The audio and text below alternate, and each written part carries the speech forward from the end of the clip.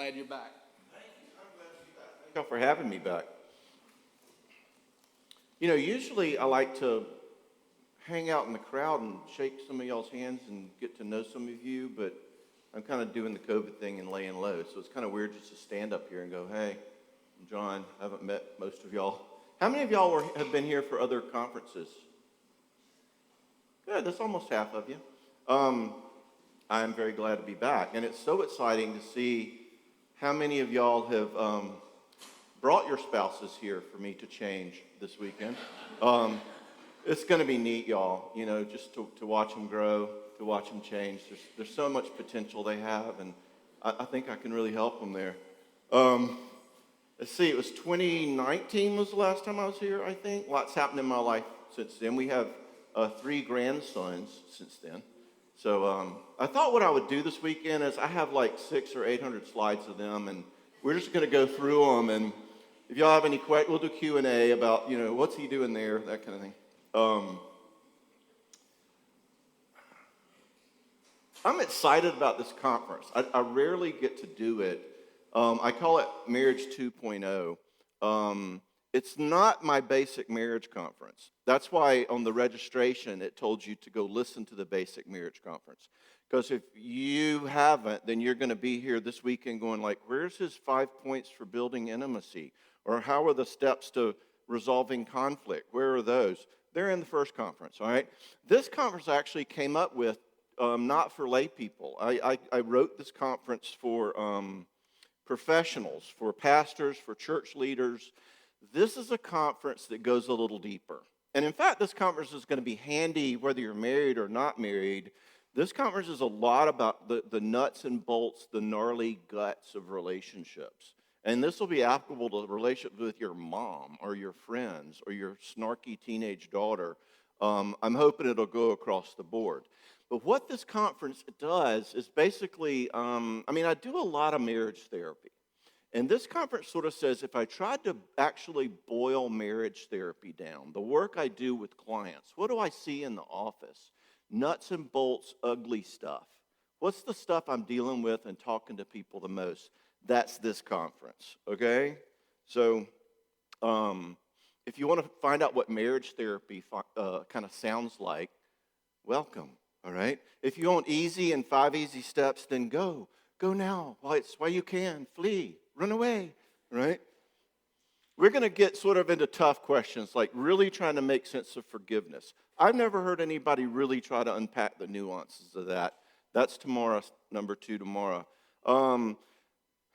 Dealing with conflict with your spouse when they're being annoying and a jerk and difficult and don't care. Okay? I'll tell you more about that in a second. And tonight what we're going to look at is making sense of your childhood baggage that we bring into our marriages. So this is going to be a different kind of conference, all right? This isn't going to be 5 easy steps to conflict resolution. This is marriage conference on steroids, all right?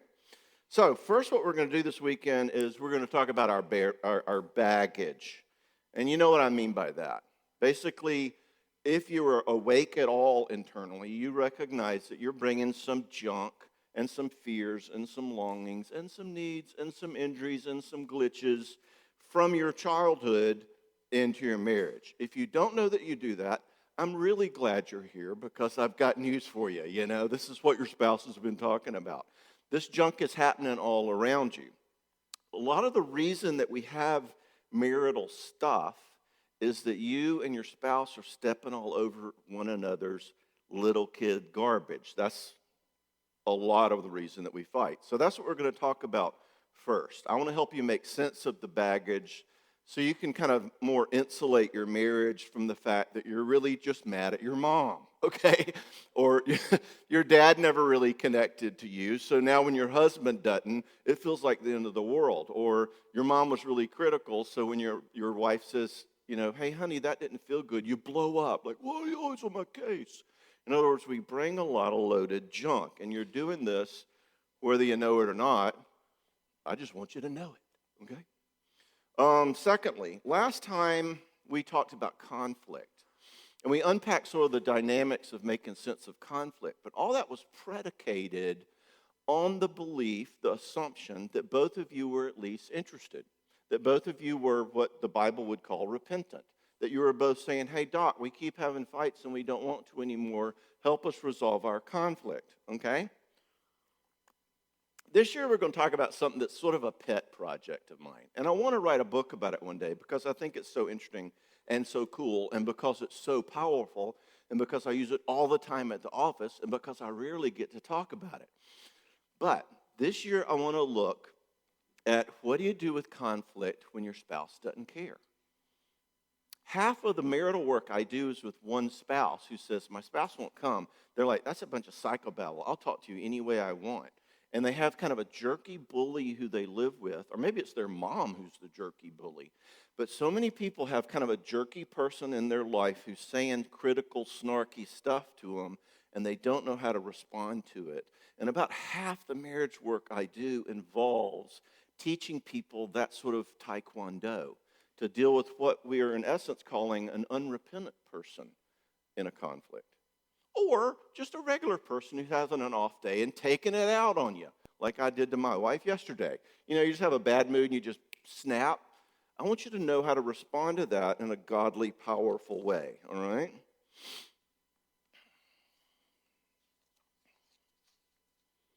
So, tomorrow morning we're going to talk about conflict with what I call difficult people, which is kind of a euphemism.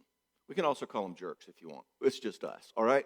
Anyway, finally we're going to unpack forgiveness, which is a strangely underdeveloped topic, given how fundamental it is to our faith, okay?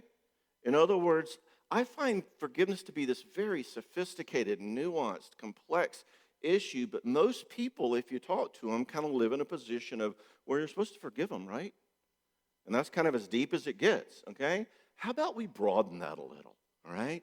That's what we're going to talk about second on tomorrow. So that's our weekend.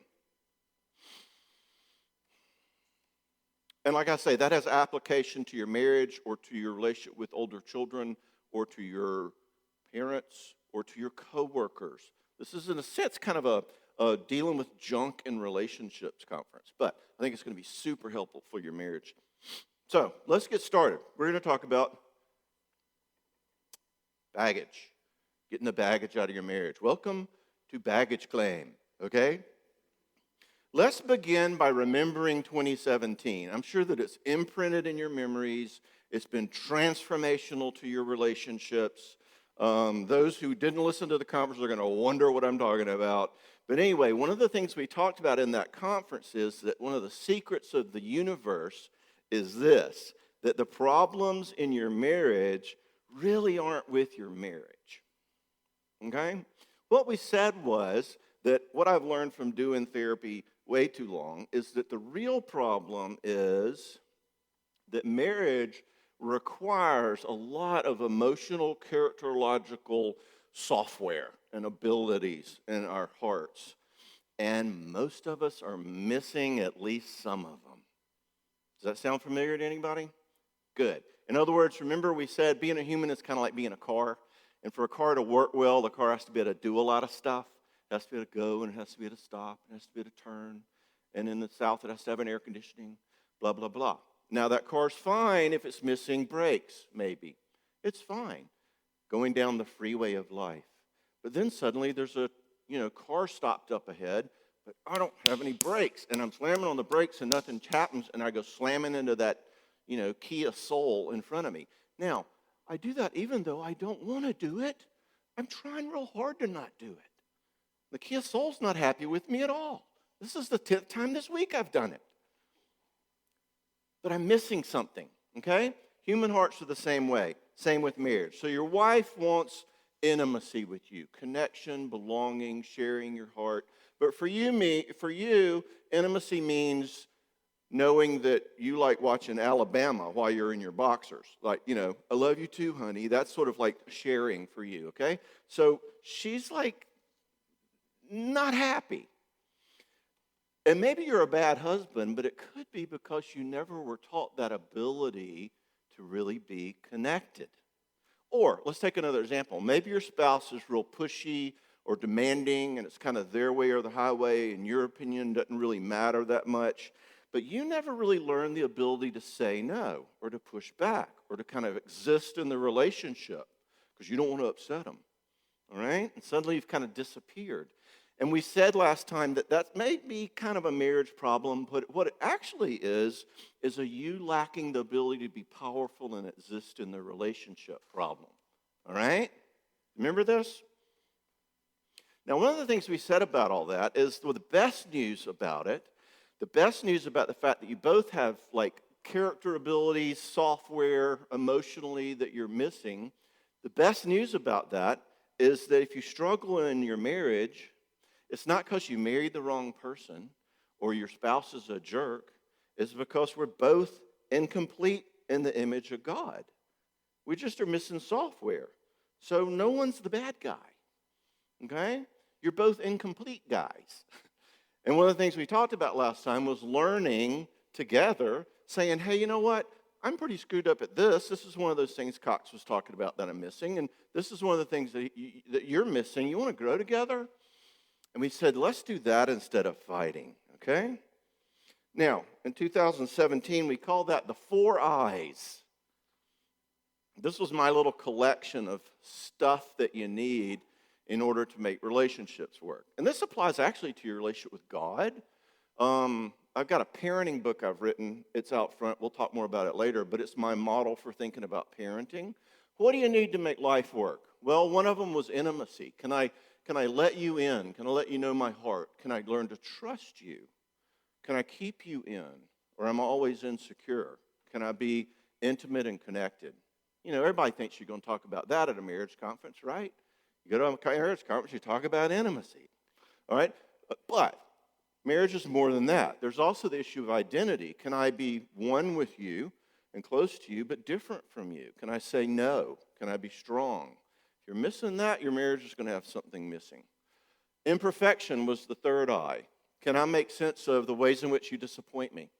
Can I make sense of the ways in which I know I fail without going into shame and feeling all terrible?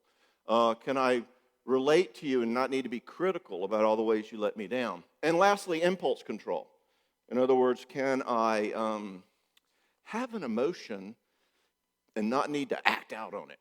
Can I know I'm feeling something and not be a jerk about it? Okay? Now, we said in 2017, if you look at this list, that you probably notice 1 or 2 of these things that you might be missing. And we said the advanced students could see like 4 of them that they might be missing, okay?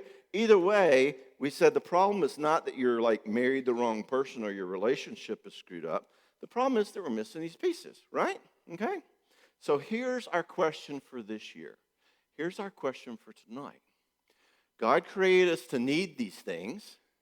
He calls them things like intimacy. He talks about abiding, loving one another, loving your neighbors yourself, love the Lord your God. He talks about intimacy. He calls it stewardship, steadfastness, faithfulness. Choose ye this day. He talks about imperfection, humility, forgiveness, getting the log out of your eye.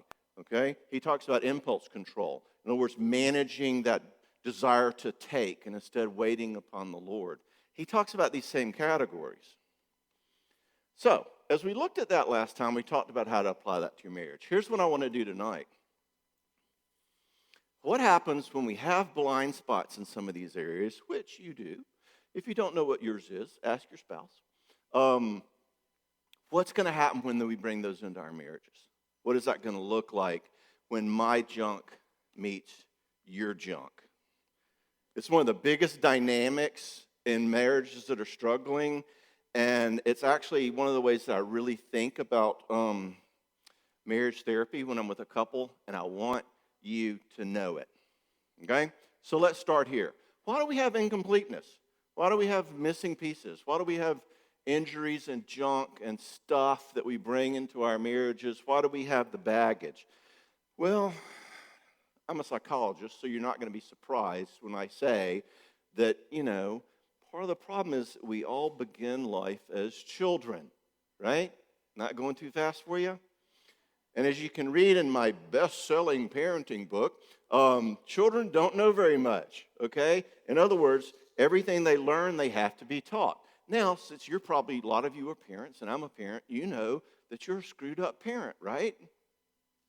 That's why I named the book Setting Parents Free, because the book is actually for parents. It's to say, get over your feeling that you need to be a perfect parent. Here's how to be a screwed up parent and still make good kids. But you know you screwed up your kids, right? And my parents screwed up me, and your parents screwed up you. And as they say, if you think mama's crazy, you should meet grandma. So we all end up at the end of this broken world day having missing pieces like character flaws and longings that aren't met and losses and injuries. And then we get married, okay? And what's going to happen? Cue suspenseful music. All of those missing pieces and all of those longings are going to start to show up as kind of the phantom menace in your marriage, okay? And it's kind of like that thumb when you have a cut thumb and like everything you walk by, you hit your thumb on it, you know? It's like everything your spouse says is going to like goad that little part. In other words, and this is one of the most important things that you can ever learn about marriage, and our topic tonight, something in us will feel those missing pieces, those injuries, that junk that we bring from having broken human parents and childhoods. We're going to feel that hurt, that longing, that owie, and we're going to do one of two things in it. We're going to either look to our spouse to finally meet that unmet need. No one ever really connected with me, so at last somehow I have this feeling that you will. You complete me, you know? Or our spouse is going to trigger the heck out of it. In other words, we're going to be walking along and they're going to step on it and do like this and say exactly that thing, and you're going to be going, oh my gosh, you really are just like my dad, okay? So let's look at them briefly. One of the things we're going to do is say, ooh, can my spouse really meet this need? Can they fulfill that desire? One of my clients told me not long ago, she said, after she had done a little work, granted, after she had done a little therapy work to understand what was going on, she said, I finally realized that when I got married to him, I wasn't looking for a romantic relationship. Something in me was looking for a healing relationship. I had another client who told me, she said, you know, I've always wanted to have that one hole filled. That one person who would choose me.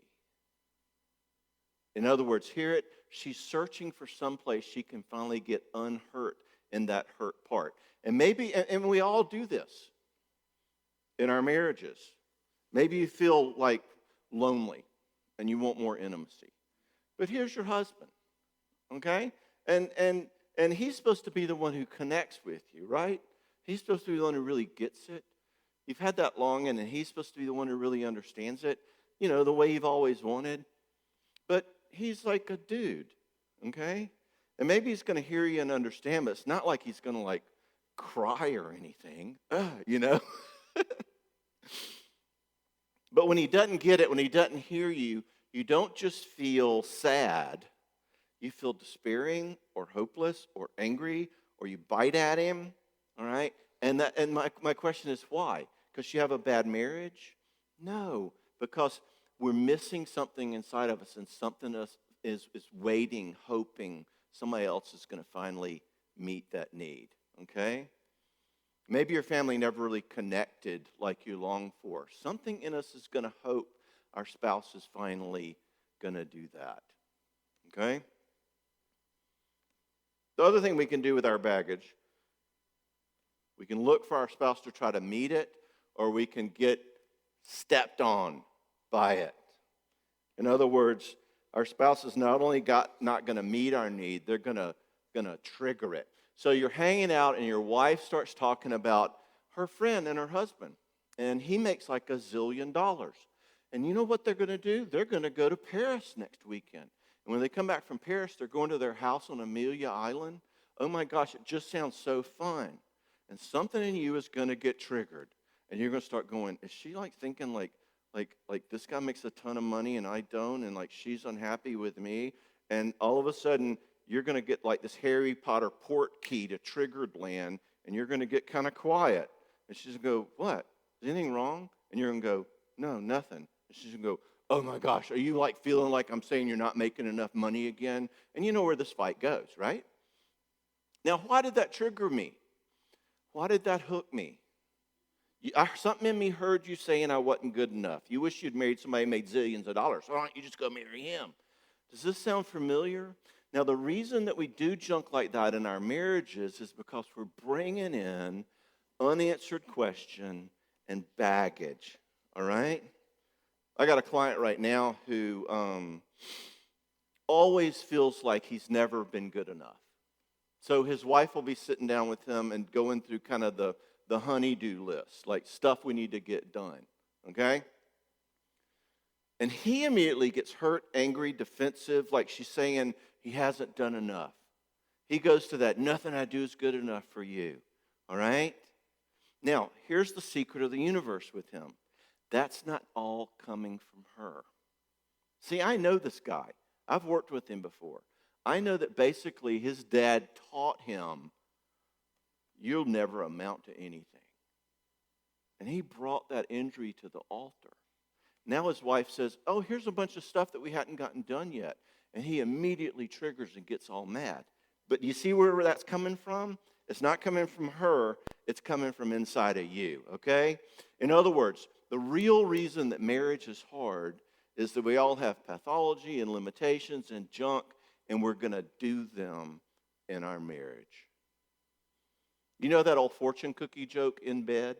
You know, you will have fame and fortune in bed, you know? Well, you will do your pathology and your injuries and your craziness in your marriage. And in bed too, but you know, that's another show, okay? So, that's my model here, okay? We're all going to come to our marriages with our junk, and we're going to, expect that our spouse will finally meet that need. I've never felt wonderful, but if you really affirm me and I feel this vibe from you that you think I'm amazing, then finally I can feel good enough.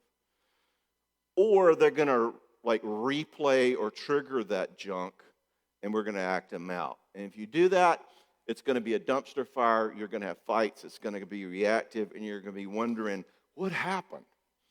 That's actually what's behind most marriage issues, okay? That we're bringing our junk into our marriage. And what I want to do this weekend, tonight, is to give you some categories for learning to spot that and decontaminate your marriage from it, okay? The problem in your marriage is not that you don't have good communication skills, all right? I can communicate very well that I hate your guts. Thank you very much, okay? The real issue is that we're all bringing this junk into our relationships. And one of the ways that I do marriage therapy is I start listening for how each spouse, what is it that's hurting them? What is it, the question that they're asking? What is it that their spouse is stepping on? I want to give you a category for that this evening and this weekend. I told you I was going to push you, right?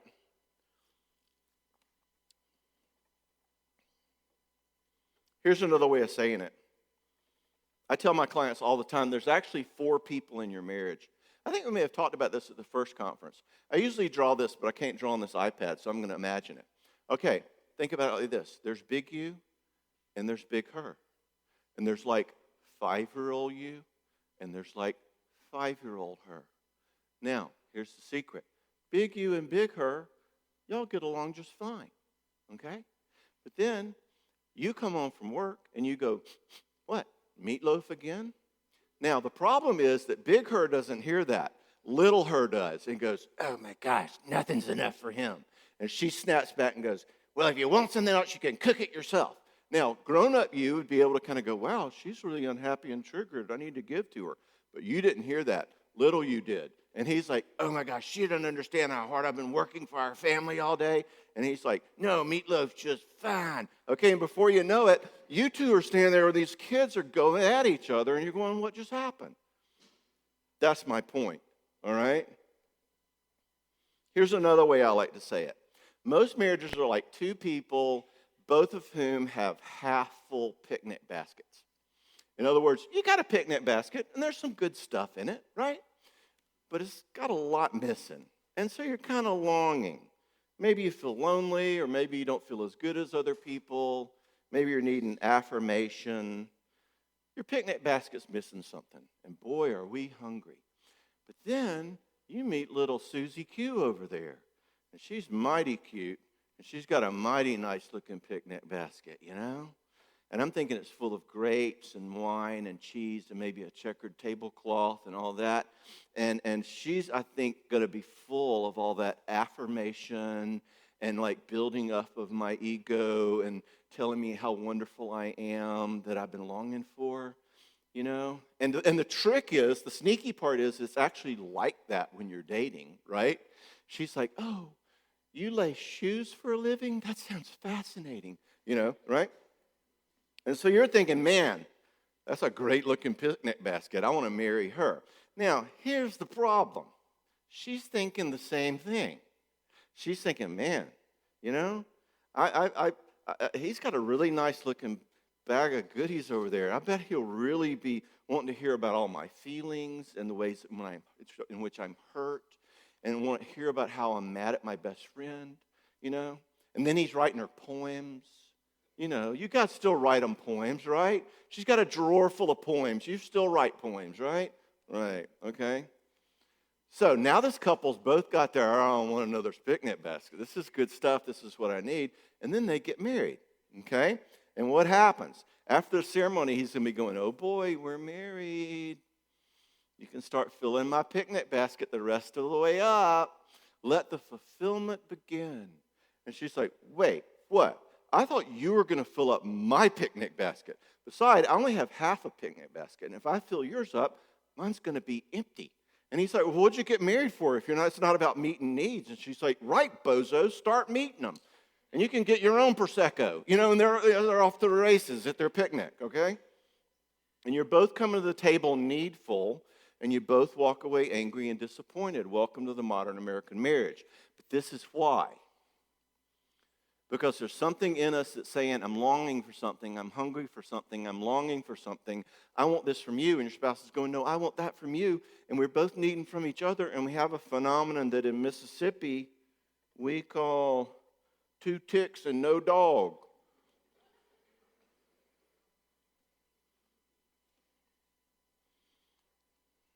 But here's the secret, and here's what we're shooting for tonight and this weekend. Big you and big her love each other just fine. Y'all are great, okay?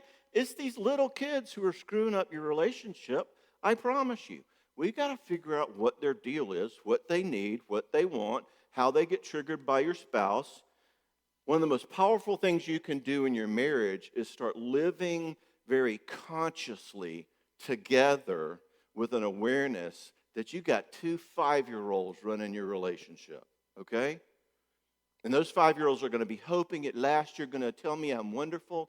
Ooh, John, I read that draft of the book you're writing. It's amazing. And when she says instead, yeah, it's good. I've caught some grammar errors. I just want to go, you know. Now what? Because that little kid, he wants her to like put it up on the refrigerator, you know. He wants all the adoration. Anyway, we're bringing that junk to our marriages all the time. Okay, so good news again. Nobody's the bad guy again.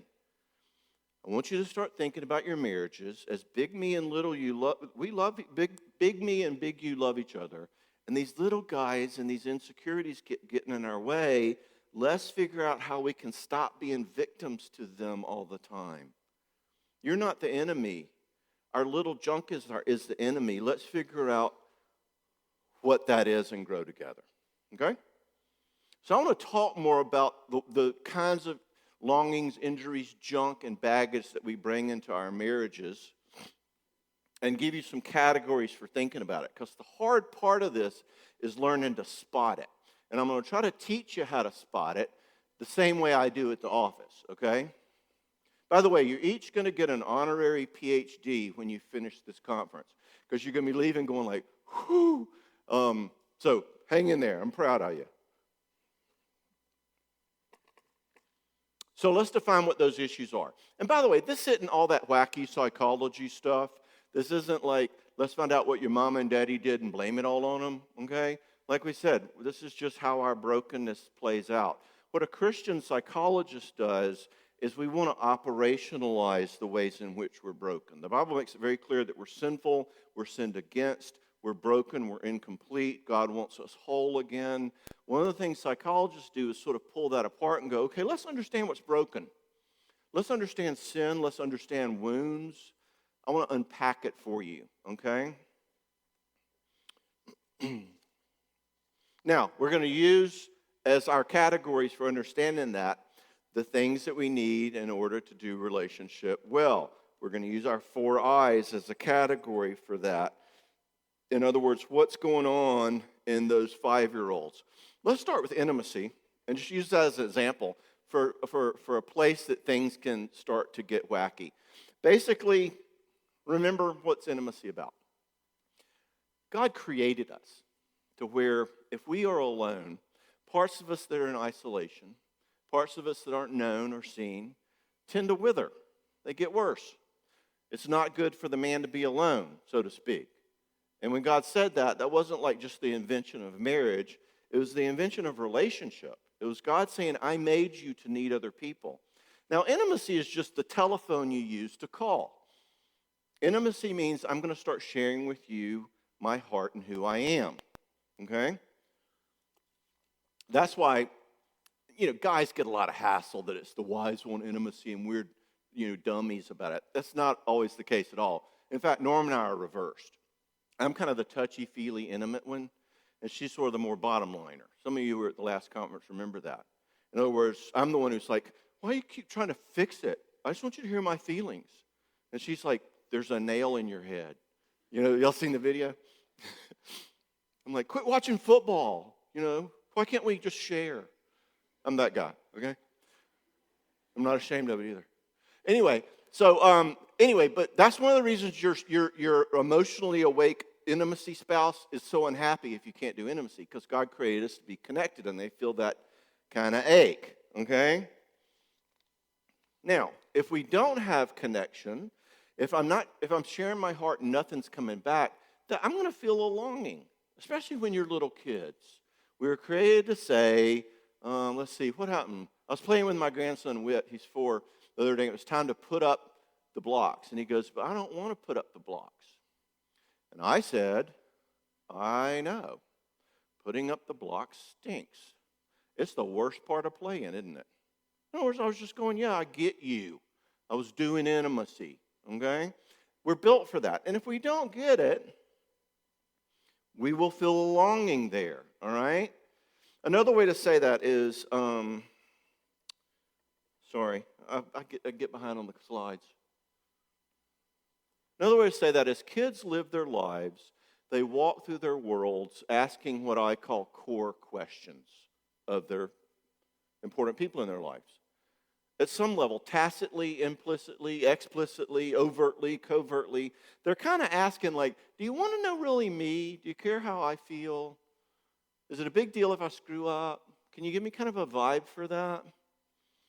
And fortunately and unfortunately, they're getting answers all of the time to these core questions in the relationships that they have. All right? Now, if we get good answers, who you are matters. What you feel matters. I see you and love you. If we get that, then we're unstoppable, man. Jerks can be jerks to us, and we're like, whoa, who screwed up your potty training, man? It's not about me, If we get good answers to where we feel all intimate and connected and whole inside, that'd be great, wouldn't it? Problem is, there's only one guy like that, and he lives in like Montana or something, and nobody can get a hold of him. And he's actually lonely because he's the only healthy person on the planet, so he can't really identify with other people, okay? Other than that, the rest of us are pretty screwed up. Basic principle, we all come to the table in our marriage with some of these questions unanswered. And what we will do, basic principle, is if I don't have good answers to my core questions, we will continue asking those core questions of everybody in the universe. We'll ask them at work. We'll ask them at church. Did you see the way she looked at me? That guy didn't talk to me. You think he's mad? We'll ask him of the lady at the Wendy's drive-thru. We will ask them on a train. We will ask them in the rain. We will ask them in a box. We will ask them to John Cox. Okay? We will ask them all the time. We will continue asking these unanswered questions forever. And sure as shooting, I promise you, you will ask them in your marriage. And y'all will be talking about roofing the house. But there'll be something in you going like, is she happy with me? She looks mad. She just turned down another one of my suggestions. She must think I'm stupid. Or she sounds critical. Do you love me even though I made a mistake? And now suddenly we're not talking about the roof anymore. Somebody's going, well, what's that supposed to mean? And you're like, whoa, how did we get from there to here? Okay? We all do this. What we do is we will see our marriage through the spectacles of whatever those missing pieces are. Norma came back from, we just had a new grandbaby, and she spent a week with our daughter and them, being the grandmama and taking care of the baby for a week. And she comes in the house, and, touchy-feely me, I'm like, hey. And she's like, hey. She kind of stumbles past me. And I kid you not, there was a little something in me that said, she's not glad to see you. Now, why did she stumble by me half-conscious? Because she's been taking care of a 2-week-old for a whole week. She hadn't slept all night, all right? But insecurity boy here is going to go, oh, why is she not speaking to me? Do y'all do this stuff? Am I the only one? I just want you to develop a category for it and stop dumping it on your marriage, okay? We're going to see our marriages through the spectacles of those relationships, okay? I want you to start spotting them. Here's how. Here's how we spot them.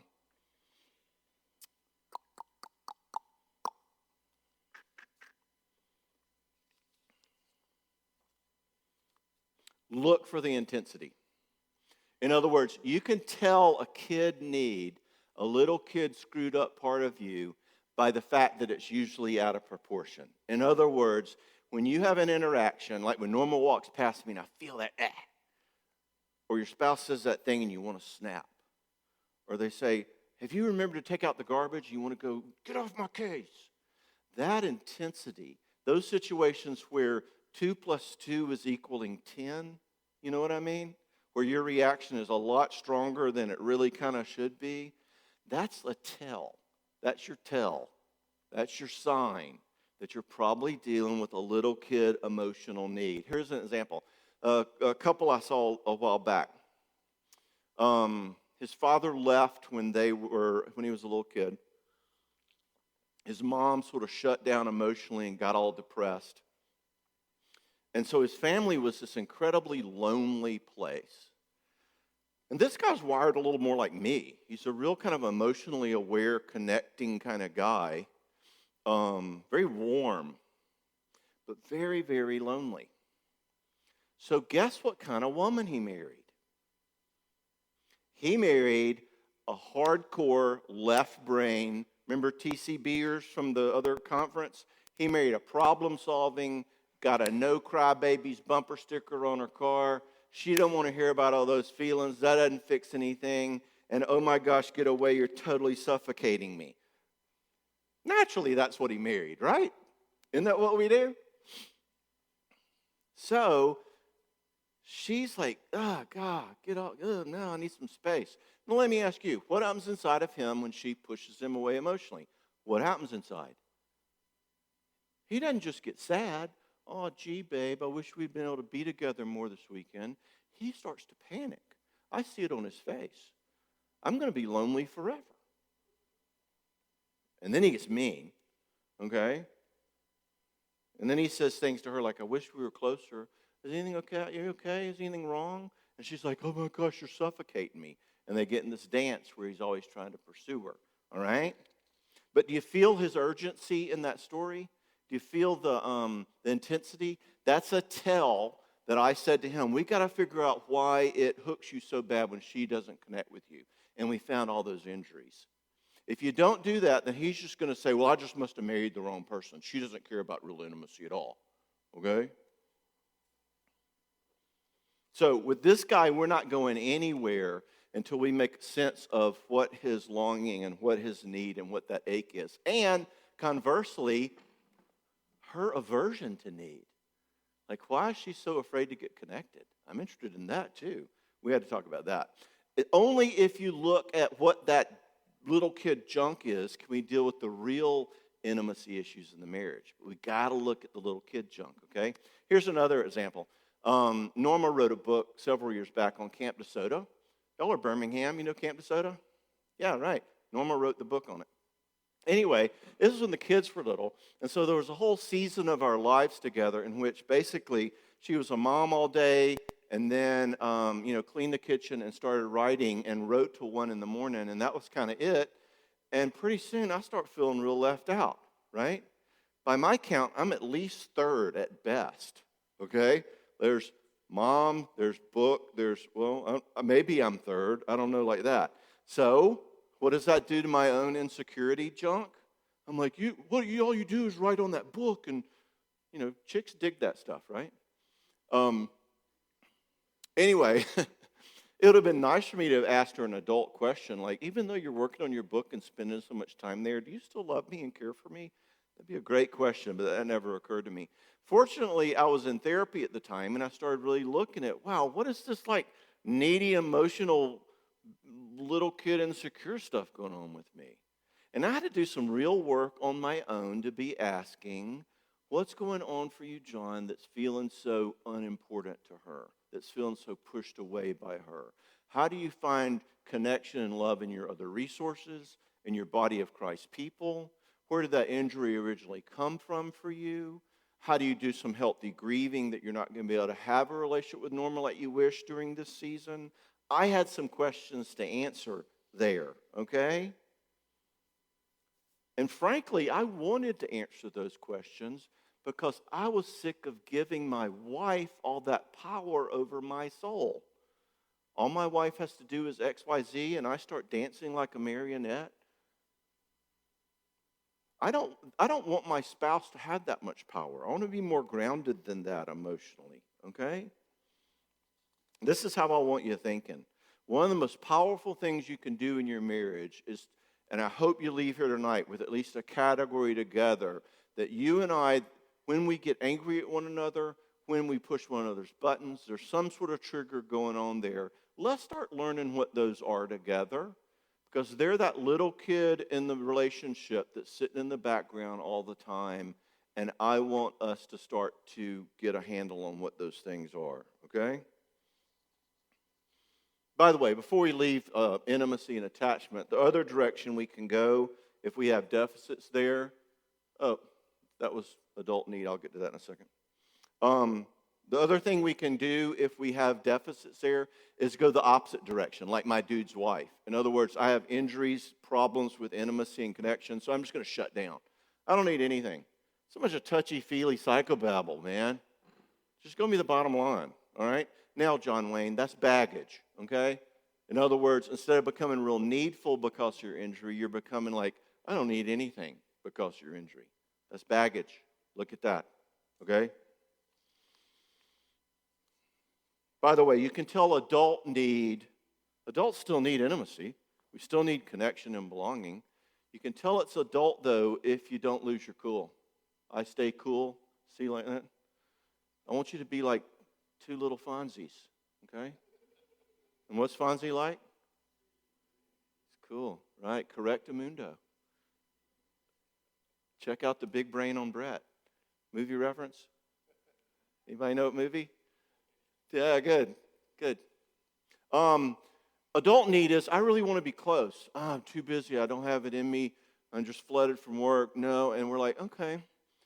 Well, I'm sad about that. Can we work some time later in the week where we can, and we work out a mutual win-win connection there? But you see, I'm staying cool. Why? Because there's not a little 5-year-old inside of me screaming, okay? So we're not saying all of your needs are pathological or something, but you can tell the ones that are because they're going to get more intense, all right? I want you to learn this stuff together. I want you to develop this category together. And I want you to begin thinking about it so you can decontaminate your marriage from the little kid junk that's going on underneath, all right? You do that, and I'm going to be getting like thank you notes from this church in the future, all right? Because you're going to have marriages that aren't like pushing your buttons all the time. Let's look at another one. Identity. Remember, we said there's more to relationships than just intimacy and closeness and belonging. There's also the issue of power and individuality and separateness. And can I say no to you? Can I hear no from you? Can I be me? Can I make room for you to be you? One of the things that we have to learn in our growing up, one of the things we have to do is be taught that it's legit for me to be able to say no, to be me, to be different from you. That's the reason I told Whit that day, yeah, I know it is no fun to pick up the blocks. In other words, he had to hear my no. But I also let his no matter. I said, yeah, it does stink. I get it. Okay? Now, if we don't get that sense of like, I get to be me, it's cool to be me. It's a good thing to be me. I can push back and disagree with you. We're one, but we're also two. If I don't get that, we will go one of two directions. We will either live our lives feeling controlled. Oh my gosh, get off my case. Or we're going to do the flip side and turn to people who are very controlling. Let's look at the controlled version. I have a client who grew up in a family in which her opinion never, ever mattered. If you had an opinion or a disagreement with Dad trumped everything. You don't exist. Parents are the rule. We are the boss. Be quiet, do what you're told, and that's it. Now, that whole issue of shut up and do what you're told doesn't feel very good to her. And it never got resolved. So guess what happens now when she's in a marriage and her spouse says, hey, honey, I really want us to start doing so-and-so and so-and-so. She says, oh my gosh, would you get off my case with all your rules? Now, why is she getting so amped up about that? She's bringing a lot of I've been controlled baggage in. Okay? I want to say, wow, isn't that interesting how much that triggered you? Let's find out what injury is causing that. Let's figure out what blind spot is causing that. Okay? Other direction we can go is be controlling. I had a guy and a couple, and he grew up always kind of worshipped and adored. Like in his family, he was sort of the little prince, and anything he wanted, he got. And so now he gets married, and his wife wants something and disagrees with him. Babe, I think that exit's closed. Like, I think we need to go around here. And he's like, oh my gosh, why do you have to disrespect everything I say? And for him, it's like nobody else can exist but him. And she's like, I'm just trying to exist here. But he didn't have room for that. He didn't get that category. Now, gratefully, usually those kind of controlling jerk types don't come to therapy. They're just fine being king of the world. It's their loved ones who come to therapy. But he comes to therapy, and he's been really willing to sort of look at, I do become this kind of controlling jerk. In other words, he's repentant, which will be really key for us this weekend. He's open to saying, yeah, I'm bringing like garbage that says, if you exist, that's an affront to me. What's up with that? I was talking to a woman this week who said, it was kind of sweet, kind of poignant. She said, I have really given up who I am in my marriage because I just wanted to become what he wanted me to be, because then I thought he would love me. Now, how old does she sound? Do you hear it? I want you to start listening to the parts of you that aren't grown up and that are needful. And she's growing to the place where she's saying, can I be strong enough and safe enough and loved enough to go, no, this is me, identity, I exist, even if you're disappointed. Okay?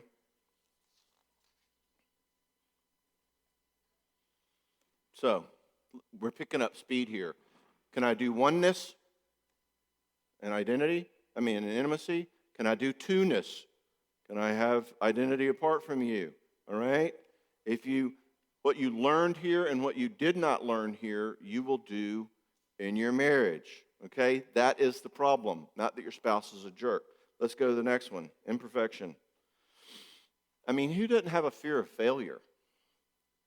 You know the old Seinfeld joke? Number one phobia is public speaking, right? Why is that? Because you're standing up here and you can look like a goob. In other words, the number one fear is shame. You know, we don't feel like we're good enough. Seinfeld goes on to say that the number two fear is death, which he says, that means given any funeral, the average person would rather be in the casket than given the eulogy. Anyway, I think I got that right. Anyway. So perfectionism, am I good enough? Am I a failure? Are you good enough? I mean, what's more fun than being critical of your spouse? Isn't that why we got married? So we'd have somebody 24/7 to be critical to? You know, I don't like the way you did that, okay? In our first marriage conference, we talked about how we have to have some rich experiences in our relationships that teach us that I can be screwed up or fallen or not good enough and love doesn't go away, all right? I can keep my poise. And if we learn those things, we learn that I can be imperfect and you can be imperfect and hashtag happy marriage and hashtag human race, okay? Otherwise, we're going to live in a position where I'm either going to live blaming me or blaming you. Remember blame marriages from the first conference? Now, why do we do that? Why do we live out of blame? I mean, don't you live blaming one another in a marriage? One of the things we said in the last conference is one of the reasons people don't ever resolve conflict is because the problem that they're actually trying to resolve doesn't ever get addressed. They're too busy playing kind of badness hot potato as to whose fault it was. Well, this wouldn't have happened if you hadn't have done so-and-so. Oh, me. It's me again, huh? And y'all are talking about that. And poor old Mr. Problem is over here all by himself and nobody's even paying any attention to him, which is why you've been having the same fight since college, right? Right. So why are we so oriented about blame and shame and am I bad and who's the bad guy? Well, part of that's because of the fall. We're born under the law, which means we're born with this vibe of condemnation, right? But we can learn more growing up. Like the generation that parented my generation tended to parent more out of shame. In other words, if we screwed up, it wasn't like, too bad, you go to timeout, you lose your Legos, whatever. We were like, I'm surprised at you. You know, that generation that parented us, like, I thought we raised you better than this, John Cox. You know, in other words, we were motivated by shame, okay? There's nothing screwed up about that, right? Okay? So then you get married and your wife says, oh, you forgot to take out the garbage this morning. And I'm like, God, why are you always so critical of me? And all of a sudden, I'm really loaded on you thinking that I'm bad. Maybe you want to talk to me about how I was a jerk the other day. And great, you should be able to do that. No harm, no foul. Probably should call me out. But I don't hear it as a legitimate complaint. My little 5-year-old shows up and says, she's saying you're bad. You're the bad one. She's the good one. All right? So why? Why are we so scared of that? Why are we so scared for something to be our fault? We're saved by grace, right? God loves us even in our badness, right? Right? Anybody got that trigger? Aren't we terrified of it? Don't we fight to be the right one? Think what it would do to your marriage if you recognized that that was what was going on. Hey, whoa, wait a minute. That totally triggered me. I'm feeling totally criticized. I don't know what that's about. This is getting really wacky. I'm about to blow up. What is going on? Help me figure this out. What would happen if you started recognizing with your spouse that you both got this little kid junk going on inside of you? I did one right. I've got lots of examples of how I do it wrong. Here's one that I did was right. Okay, so Norma had asked me to do some chores around the house, and I had totally not done them, okay? And so she comes to me, and I've been really busy, work's been crazy, blah, blah, blah. I had never done it. So she comes back to me, and she says, I asked you to do so-and-so, remember, and you still haven't done it. Now, what do your inner 5-year-olds say to that? Would you get off my case? Do you not see how hard I'm working around here? Trying to provide for this family? Y'all say junk like that too, right? Okay, good. Or else I'd start feeling shame, all right? Anyway, I've practiced a lot with this, and I've had a lot of therapy. So what happens is, I go, wait a minute. I'm feeling totally criticized. I'm feeling totally unappreciated. I'm feeling like she doesn't see all that I do. So instead of having a fit and calling her names, why don't I ask her if she does appreciate me? Like an adult. So I said, you're right. I haven't done that stuff. You did ask me, and I totally dropped the ball on that. Can I ask you a question? It's kind of like a, little 5-year-old guy's kind of beating me up inside. I have a question. She's like, yeah. I said, do you appreciate the things that I do around here? Like, do you appreciate the fact that I do try and that I've been working a lot? And I did drop the ball on that, but do you appreciate the other things? And she just melted. She said, oh my gosh, yes. And you really have been working so hard. I totally see that. And then she said, thank you for asking. Now, why did she act like that? Because I acted like a grown-up. And people like having relationships with grown-ups, okay? I heard my little kid acting up. He was about to take the wheel and go into the ditch. And I'm like, no. Love you, hear you, great kid, whatever. But I'm not going to let you drive. Driving's for grown-ups. And she backed down because people like being married to grown-ups, okay? So this is what I want you to get. Are you getting it? This is not a marriage problem. It's a software problem. It's a little kid problem. It's a trigger problem, all right? Fourth I, impulse control. Final ability we need to develop, and that most of us haven't developed, is the ability to have emotional management. In other words, can I feel a feeling without having to do a feeling? Can I have a feeling and back off and look at it and choose what to do rather than just reacting, okay? Basically, our culture is terrible at this. I mean, our culture basically is about 13 years old emotionally, okay? Psychosocial development. Think about the stock market, okay? It's driven by emotion. Economic indicators, my hind leg. It's fear and greed, It's emotion.